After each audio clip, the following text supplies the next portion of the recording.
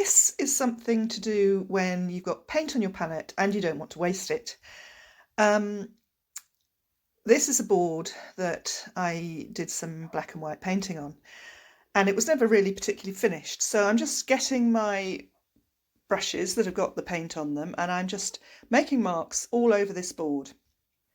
At the end of a session of painting, you can sometimes feel a bit kind of, I don't know, you start thinking too much. And this is a great way to just relax and chill out, because I'm not invested in this painting at all. I just want to use up my paint and I want to have a bit of a play and see what happens. So as you can see, I'm really going for it here. I've got all my brushes together and I've transferred a fair amount of paint onto this board.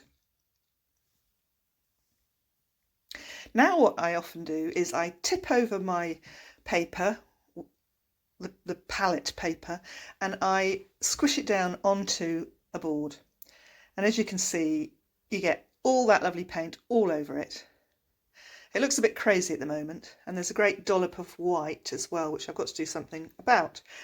So crazily, I get a pencil which is sort of not completely round, it's sort of hexagonal or octagonal or something, and I run it through the painting, and it makes some interesting lines and interesting marks. Also makes your hands very dirty. So getting rid of the paint that way, moving the paint around on the canvas. So we've got the canvas pretty well covered, or I should say the board pretty well covered at this stage.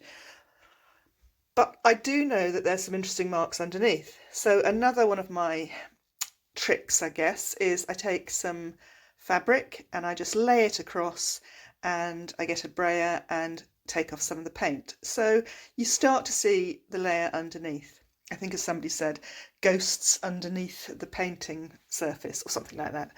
And now I've got a pencil, it's a turquoise pencil, which I'm just running across it, and this is an oil pastel in a sort of a similar colour, a sort of a lightish green colour, which looks rather lovely against the orange.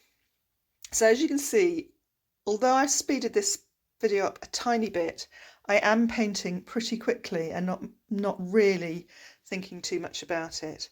I'm getting a bit more of that deep red in, there's still some left on the palette, and I think that looks quite nice. Turning it around, having a look, and now I'm bringing in some dark values. I'm reintroducing them. There were dark dots on the original painting, and I can still see some of them, so I'm going to reintroduce those dark dots, and finally getting a pencil and just scribbling all over it. And this is the final painting. I think it worked out quite well. I'm actually really pleased with it. It was a great end to a day.